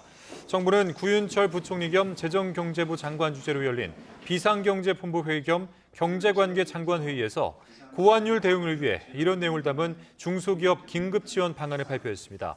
특히 원부자재 수입 비중이 매출액의 20% 이상인 중소기업에는 매출액이나 영업이익 감소 요건 없이도 긴급 경영 안정자금을 지원받을 수 있도록 요건을 완화하기로 했습니다. 한국시티은행이 원달러 환율이 석 달 안에 1,500원 수준으로 떨어질 것이라고 전망했습니다. 한국시티은행은 외환시장 안정화 조치와 견조한 반도체 수출, 민간 부문 달러화 자금 조달이 환율 안정화에 기여할 것이라고 내다봤습니다. 또 국민연금이 달러 선물한 매도를 통해 환해지 비중을 확대했고 이는 환율 상승을 억제하는 요인으로 작용했다고 분석했습니다. 또 국내 투자자의 외국인 매도 물량 흡수 흐름과 반도체 수출 호조로 기업들의 달러 환전 증가로 인해 달러 공급이 확대되고 있다고 덧붙였습니다.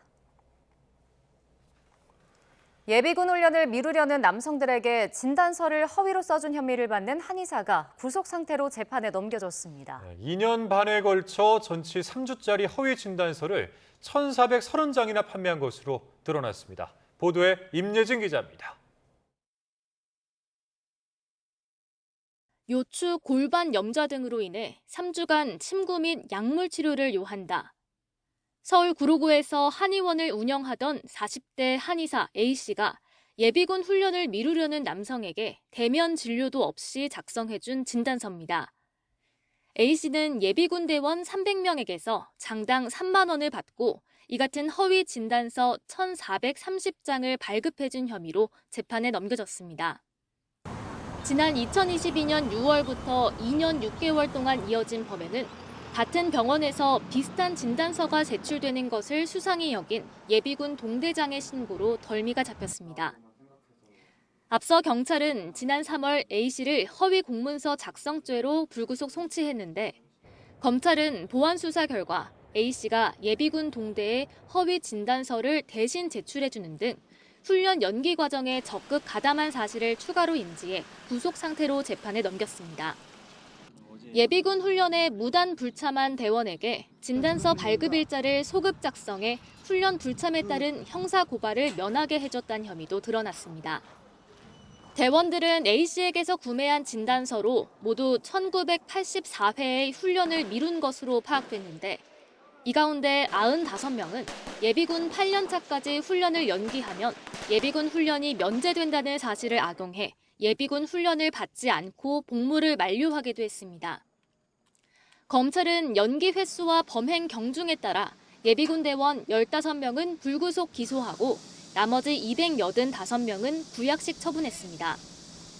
검찰은 앞서 경찰이 파악한 제도 악용 대원이 600명에 이른다며 나머지 대원들에 대해서도 철저히 수사해 엄단하겠다는 계획입니다. YTN 임혜진입니다. 여고생 살해범 장윤기의 현직 경찰인 아버지가 다른 경찰로부터 정보를 얻고 또 주요 증거물을 폐기한 것으로 파악됐습니다. 광주지방검찰청은 장윤기에 대한 보안 수사 과정에서 장 씨의 아버지가 경찰 수사팀에게 집 주소와 비밀번호를 파악하고 성인용품 등 증거물을 폐기한 사실을 확인했습니다. 이와 함께 장 씨의 아버지가 전임 근무지였던 이 광산경찰서 경찰들과 여러 차례 전화한 정황도 파악했습니다. 인천 미추홀경찰서가 도로 위에 누워있던 구조 대상자를 순찰차로 치어 숨지게 한 혐의로 지구대 소속 순경 20대 여성 A씨를 조사하고 있습니다. A씨는 오늘 새벽 0시 40분쯤 미추홀구 숭이동 골목길에서 순찰차를 몰던 중에 도로 위에 누워있던 60대 여성을 밟아 숨지게 한 혐의를 받습니다. 당시 A씨는 도로 위에 사람이 쓰러져 있다는 112 신고를 받고 출동했는데 구조 대상자를 발견하지 못하고 밟고 지나갔다고 설명한 것으로 전해졌습니다. 미국과 이란의 종전 실무 협상이 미국의 동결자금 해제 제안에도 불구하고 이란의 호르무즈 해협 통행료 징수 고집으로 삐걱대고 있습니다. 월스트리트 저널에 따르면 미국은 카타르에 묶인 이란 자금, 우리 돈 약 9조 원을 풀어주는 대신 해협 통제권과 통행료 주장을 철회할 것을 제안했지만 연간 62조 원에 달할 것으로 예상되는 막대한 통행료 수익을 노리고 있는 이란은 미국의 제안을 일축했습니다. 양측의 팽팽한 줄다리기가 이어지면서 호르무즈 해협의 하루 선박 통행량은 일주일 만에 75척에서 43척으로 훌쩍 줄었습니다. 미국과 평화협상을 벌이던 이란 핵심 협상가들을 이스라엘이 암살하려 했다는 충격적인 정황이 드러났습니다. 네, 외교적 해결을 원하는 미국과 이란 정권의 붕괴를 노리는 이스라엘 사이에 동맹 균열이 커지고 있습니다. 권영희 기자입니다. 뉴욕타임스는 지난 4월 미국과 이란의 휴전 협상 당시 미국 행정부에 비상이 걸렸다고 보도했습니다. 이스라엘이 이란 협상 대표인 아바스 아라그치 외무장관과 모하마드 갈리바프 국회의장을 암살 명단에 올렸다는 첩보가 입수됐습니다. 미국은 암살 작전이 현실화될 경우 어렵게 시작된 평화 협상이 깨지고 전면전이 재개될 것을 우려했습니다. 이에 제3국을 통해 이란 측에 이스라엘의 타격 가능성을 경고하는 이례적인 조치까지 취했습니다.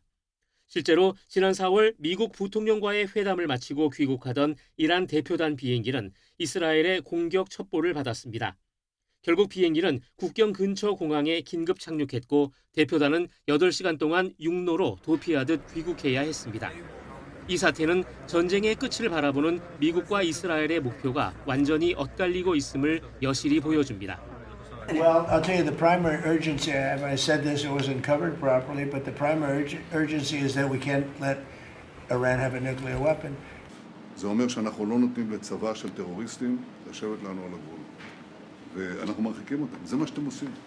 ומשמידים את כל מה שמעל הקרקע ותת הקרקע ששירת אותם 조기 휴전을 원하는 미국과 달리 이스라엘은 이란 정권의 완전한 붕괴와 대리 세력 괴멸만을 원합니다. 이런 암살 위협 속에서도 이란 협상팀은 회담을 이어가 호르무즈 해협 개방 등을 골자로 하는 기본 합의안을 도출했습니다. 하지만 이스라엘은 이 합의가 이란의 재건 자금만 쥐어주는 재앙이라며 강력히 반발하고 있습니다. 평화를 밀어붙이는 미국과 이를 저지하려는 이스라엘의 갈등 속에 중동의 위태로운 줄타기는 계속될 전망입니다. YTN 권영입니다. 미국과 이스라엘의 공습으로 숨진 아야톨라 알리 하메네이 전 이란 최고 지도자의 장례식이 사실상 시작됐습니다. AP통신은 하메네이 시신이 담긴 관이 공식 장례식을 하루 앞둔 오늘 이란 수도 테헤란에 있는 대사원에 도착했다고 보도했습니다. 하메네이 관에는 시아파 3대 이맘인 후세인의 이름이 새겨진 깃발이 덮였고 대사원에는 최고 지도자와 함께 숨진 가족들의 관도 함께 전시됐습니다. 후계자인 무스타바의 장례식 참관 여부가 불투명한 가운데 이란 내 초강경파를 대표하는 아흐마드 바이디 이슬람 혁명수비대 총사령관이 장례식장의 모습을 드러내 이목을 끌었습니다. 미 의회에 이어 백악관도 대규모 정보 유출 사태를 빚은 쿠팡을 편들고 나섰습니다. 한국 정부가 미국 기업을 표적으로 삼고 있다며 경고했는데 쿠팡의 일방적인 로비에 백악관까지 휘둘리면서 한미 간 외교 마찰로 번질 수 있다는 지적이 나옵니다. 김선중 기자입니다. 미국 백악관 당국자는 어떤 합리적인 기준으로 보더라도 쿠팡은 이재명 정부의 표적이 되고 있다고 주장했습니다. 그러면서 이런 불공정 무역 관행을 용납하지 않을 것이라고 경고까지 했습니다. 백악관이 쿠팡 관련 입장을 낸 건 사실상 이번이 처음으로 우리 정부가 쿠팡을 차별하고 있다는 미 하원 법사위의 보고서 내용을 그대로 지지한 것으로 보입니다. 앞서 공개된 35쪽 분량의 해당 보고서는 쿠팡 측의 일방적인 주장만 실어 편파성 논란이 일었습니다. 우리 외교부와 국가정보원은 명백한 허위라고 정면으로 반박했습니다. 우리 정부가 쿠팡에 대해서 차별적인 조사와 부당한 규제를 지속하고 있다는 보고서 내용은 사실과 다릅니다. 하지만 미국 의회는 물론 백악관과 행정부까지 쿠팡 편들기는 더욱 노골적입니다. 당장 미셸 스틸 주한 미국 대사 후보자도 쿠팡 사태를 문제 삼겠다는 입장을 분명히 했습니다. American companies operating in Korea deserve the same market access that Korean companies enjoy in the United States. 다만 쿠팡 논란이 한미 동맹에 부담으로 작용해서는 안 된다는 분위기도 읽힙니다. 트럼프의 측근으로 꼽히는 프레드 플라이스 전 백악관 국가안보보좌관 비서실장은 사소한 통상 문제가 한미 동맹에 부담으로 작용해서는 안 된다고 밝혔습니다. 개인정보 유출 사태 이후 로비 자금 지출을 최대 규모로 늘린 쿠팡은 미 의회는 물론 백악관까지 전방위 로비를 벌인 것으로 드러났습니다. YTN 김선중입니다. 청와대가 쿠팡의 대규모 개인정보 유출 사태와 관련해 미국 백악관이 차별적 대우라고 언급한 데 대해 국적에 따라 기업 활동을 차별적으로 대우하지 않는다고 반박했습니다. 위성락 국가안보실장은 오늘 브리핑에서 쿠팡에 대한 조사는 모두 국내법에 의한 적법 절차에 따라 비차별적으로 이루어지고 있다며 이같이 말했습니다. 미 연방하원 법사위원회 보고서와 관련해선 이해 당사자인 쿠팡 측의 얘기가 일방적으로 반영된 것 같다며 정확하지 않은 부분이 있다는 점을 미국 측과 소통하고 있다고 언급했습니다. 경북 예천에 있는 축사 6곳에서 구제역이 잇따라 발생했습니다. 전국 최대 규모 축산지인 경북에서 11년 만에 구제역이 확인되며 대응에 비상이 걸렸습니다. 보도에 이윤재 기자입니다. 축사 입구에 긴급 초동 방역이라는 팻말이 놓였고 출입은 가로막혔습니다. 주변엔 방역차가 수시로 오가고 농장 안에서도 소의 상태를 확인하는 작업이 한창입니다. 경북 예천에 있는 돼지 농장 1곳과 소 농장 5곳 등 모두 6곳에서 구제역이 발생했습니다. 지난달 말 경북 영주에 있는 도축장에서 항원이 검출돼 추적 검사가 이뤄졌고 반경 1km 안팎에 몰려있는 축사에서 무더기로 확인된 겁니다. 농가에서 일단 외부인들하고 접촉을 이제 자제하고 불안해하죠. 저희들 농장까지 이게 발생 범위가 넓어지면 어떡하냐 이런 노심초사하고 있죠. 경북에서 구제역이 발생한 건 지난 2015년 3월 이후 11년 만입니다. 전국에서 소 사육이 가장 많은 지역에서 가축 전염병이 확인되면서 방역당국은 비상이 걸렸습니다. 우선 예천을 비롯해 안동, 충북 단양 등 인접한 6개 시군의 축산농가에 48시간 이동 중지 명령을 내렸습니다. 또 감염된 소와 돼지 38마리를 매몰 처분하고 역학조사도 확대할 예정입니다. 예천 인근 6개 시군에 대해서 48시간 동안 일시 이동 중지를 하였습니다. 긴급 백신을 추가 접종하고 예찰을 강화해서 재발하는 사례가 없도록. 이번 발생 지역 반경 3km 안에는 125개 농가가 소와 돼지 8,600여 마리를 키우고 있습니다. 축사가 밀집한 만큼 추가 발생 우려도 적지 않아 당국과 축산업계의 긴장이 커지고 있습니다. YTN 이윤재입니다. 가수 유승준 씨가 자신의 입국 비자 발급을 거부한 처분을 취소해달라며 낸 세 번째 행정소송의 항소심 결론이 오는 9월에 나옵니다. 서울고등법원은 오늘 유 씨가 주 로스앤젤레스 총영사를 상대로 낸 사증 발급 거부 처분 취소 소송의 항소심 첫 변론기일을 열고 9월 4일 오후 2시에 판결을 선고하겠다고 밝혔습니다. LA 총영사 측 대리인은 유 씨가 병역 기피를 위해 국가기관을 속여 큰 실망을 줬다며 유 씨가 승소한 1심은 지나치게 온정적인 판단이라고 비판했습니다. 반면 유승준 씨 측 대리인은 LA 총영사 측이 10년째 똑같은 이야기를 반복하고 있다며 국민 정서상 들여보낼 수 없다는 주장은 이미 입국 금지 사유가 없다는 대법원 판결이 나왔다고 반박했습니다. 2차 종합특별검사팀이 수사기간 3차 연장 등을 포함한 특검법 개정을 국회에 요청했습니다. 종합특검은 오늘 오전 국회에서 서영교 법제사법위원장을 만나 특검법 개정 요청안에 대한 취지를 설명했습니다. 특검은 수사기간 추가 연장, 수사 대상 조항 정비와 함께 특별수사관도 공소유지를 할 수 있도록 법을 개정해달라고 요청했다고 밝혔습니다.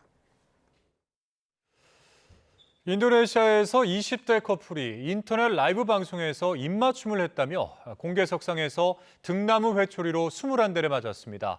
결혼하지 않은 남녀가 키스한 것은 불법이라는 겁니다. 신홍진 기자입니다. 이슬람법을 위반한 이들이 인도네시아 반다아체의 한 공원에 끌려 나옵니다. 이 가운데 22살 남성과 25살 여성은 틱톡 라이브 방송 중에 키스를 한 죄로 2권을 쓴 집행관에게 등나무 회초리로 21대를 맞았습니다.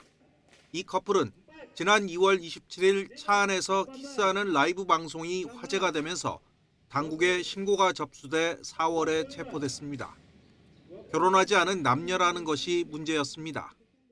Menurut saya sih sangat layak ya dilakukan eksekusi cambuk ini karena untuk jadi tontonan juga untuk warga Aceh lainnya untuk lebih berhati-hati dalam bersosial media. 무슬림이 대다수를 차지하는 수마트라 섬 최북단의 반다아체는 이슬람법을 시행하는 유일한 주입니다. 인도네시아 중앙정부는 분리주의 세력과 평화협정의 일환으로 2006년 반다아체주에 종교법을 시행할 권리를 인정했습니다. 2015년부터는 무슬림이 아닌 1%의 나머지 주민들에게도 이 법을 확대 적용하고 있습니다. 이슬람법은 혼외 또는 동성 간 성관계를 포함한 도덕 위반 행위에 대해 최대 100대의 태형을 허용합니다. 또 도박과 음주, 몸에 붙는 옷을 입은 여성, 금요 예배를 빠진 남성도 처벌합니다. 국제인권단체는 인도네시아가 비인도적인 형벌의 폐지를 의무화하는 협약을 비준했다며 이번 공개 태형은 인권 침해라고 지적합니다. Tapi apakah itu kriminal sehingga harus dipidana, penjara atau dicambuk bahkan? Itu kan hal yang berlebihan. 이 커플은 25대의 태형을 선고받았지만 그간 옥살이한 점을 고려해 그나마 21대로 감형된 처벌을 받았습니다. YTN 신홍진입니다. 유럽 대륙의 이른바 오메가 열도미 현상이 덮치면서 지난달 프랑스와 스페인 두 나라에서만 2,000명이 넘는 폭염 관련 사망자가 발생한 것으로 잠정 집계됐습니다. 스페인 당국은 6월 폭염에 따른 초과 사망자가 1,000여 명에 달한다고 밝혔으며 프랑스 역시 전년 대비 약 1,000여 명이 추가로 사망한 것으로 추정하고 있습니다. 극심한 무더위 여파로 이달 스페인 바르셀로나에서 개막하는 세계 최고 권위의 사이클 대회 2016 투르 드 프랑스 주최 측은 사상 처음으로 일부 구간 단축을 심도 있게 검토 중입니다. 미국 독립기념일 등 연휴를 앞둔 미국 동부 지역에서도 강력한 열돔 현상이 덮치면서 14년 만에 폭염이 기승을 부리고 있습니다. 뉴욕의 체감온도가 43.3도를 웃도는 등 미국 주요 대도시의 체감온도가 치솟으면서 야외 행사가 잇따라 취소되고 또 일부 지역에서는 정전이 발생하는 등 연휴 일정에도 차질이 빚어지고 있습니다. 미국 국립기상청은 주말까지 1억 6천만 명 이상이 위험도가 높은 심각 또는 극심 단계의 폭염 영향권에 놓일 것으로 내다봤습니다.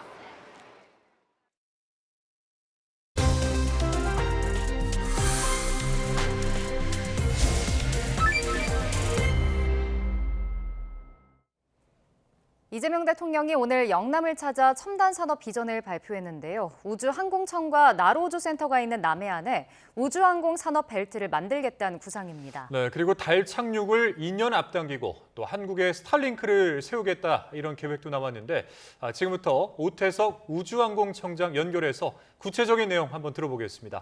자, 청장님 안녕하십니까? 네, 안녕하세요. 네.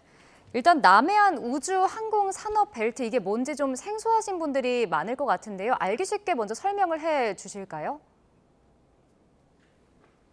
예, 우리나라 우주항공 기업과 인프라가 대부분이 남해안에 집적되어 있습니다. 그리고 이 남해안은 우리나라 우주항공 산업 매출의 60% 이상을 차지하고 있는 곳입니다.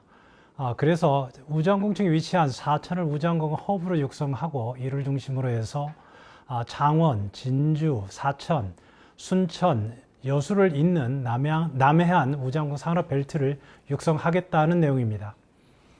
예, 자 이제 구체적으로 하나씩 좀 살펴볼 텐데 일단은 먼저 눈길을 끄는 것이 이제 달 착륙 목표인 것 같습니다.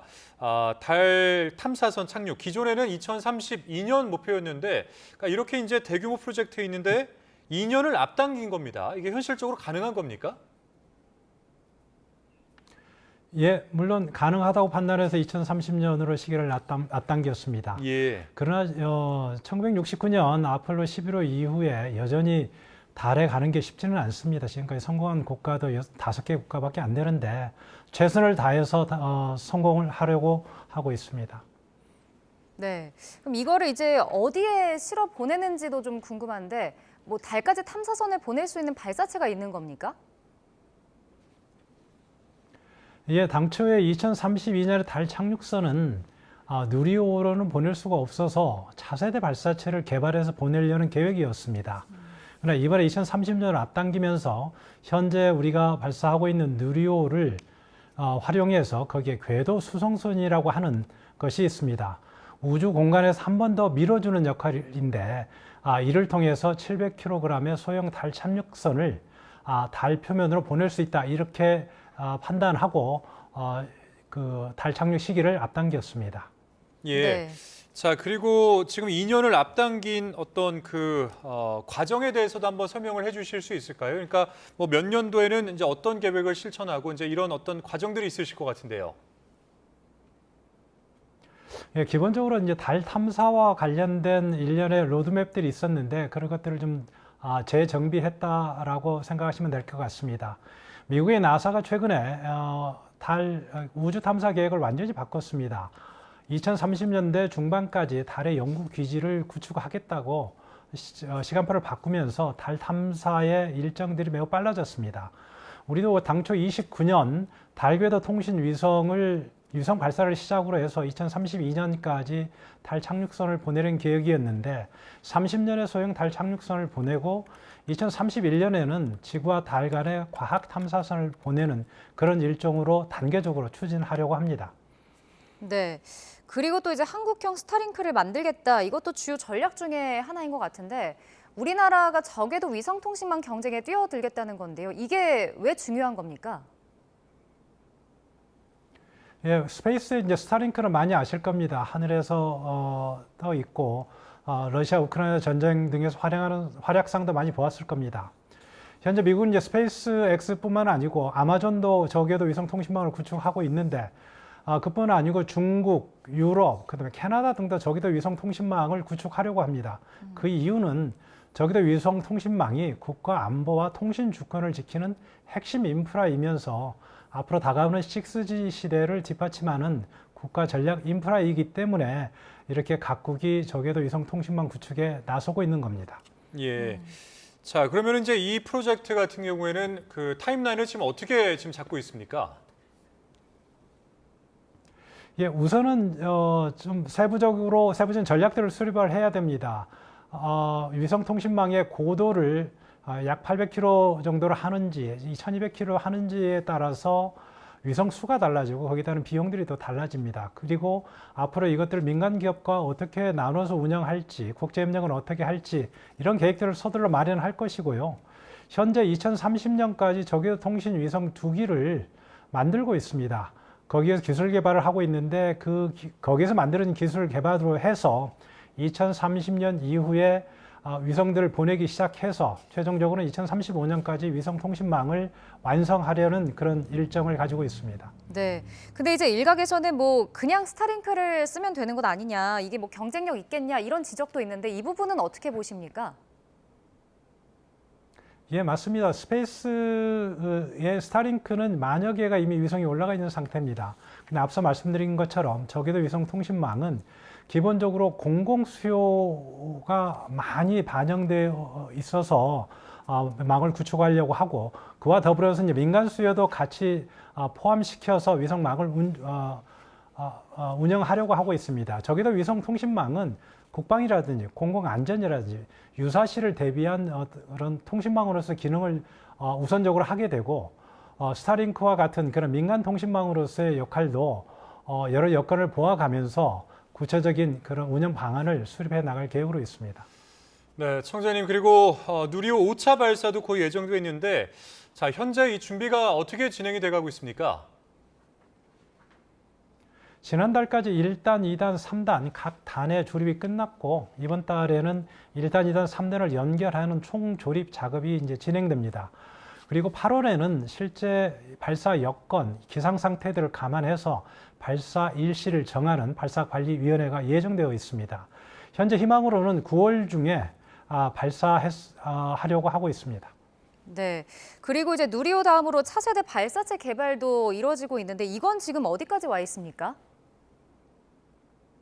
차세대 발사체를 재사용하는 발사체로 계획을 변경하는 과정에서 약간 진행 시기가 약간 늦어졌는데 지금 빠르게 상세 설계에 돌입했고, 그와 아울러서 시험 설비, 발사장 구축 등 세부적인 계획들이 예정대로 진행되고 있습니다. 차세대 발사체가 개발되면 당장 2031년에 지구와 달을 탐사하는 과학 탐사선을 보내는 데 활용할 거고, 2032년 달 착륙선을 보내는 데도 활용할 예정으로 있습니다. 예, 뭐 사실 지금까지 우리나라가 누리호 4차 발사까지는 성공을 했지만 우주 산업 같은 경우에는 뭐 미국이나 이제 중국 같은 그런 나라들이 선진국이라고 할 수 있고, 또 우리나라와의 격차가 또 상당할 텐데 지금 우리나라 수준은 어디까지 와 있고 또 앞으로는 이 격차를 좀 좁힐 수 있는지 이 부분에 대해서 마지막으로 한 말씀 부탁드립니다. 미국이나 중국이나 이런 우주 선진국하고는 많은 격차들이 있습니다. 그동안의 축적의 시간이 다르고 그동안 투입했던 시간이 다릅니다. 그러나 현재 다양한 우주 기술이 발전하면서 새로운 우주 신산업들이 새로 우주 데이터 센터 등 저기 통신망 같은 새로운 산업들이 발달하고 있습니다. 그렇기 때문에 우리도 우리의 선택과 집중을 통해서 충분히 우주 산업에서 경쟁력을 가질 수 있고, 또 기존에 우리나라가 가지고 있는 강점 산업들이 있습니다. 반도체나 통신들이 있는데 이들을 활용한다면 충분히 성장하는 우주 산업에서의 우리 시장의 우리나라의 점유율을 높여갈 수 있다고 보고 있습니다. 네, 앞으로 우리나라 우주항공 산업도 이제 선진국 못지않게 발전해 나가길 바라보겠습니다. 자, 지금까지 오태석 우주항공청장과 함께했습니다. 청장님, 오늘 말씀 고맙습니다. 감사합니다.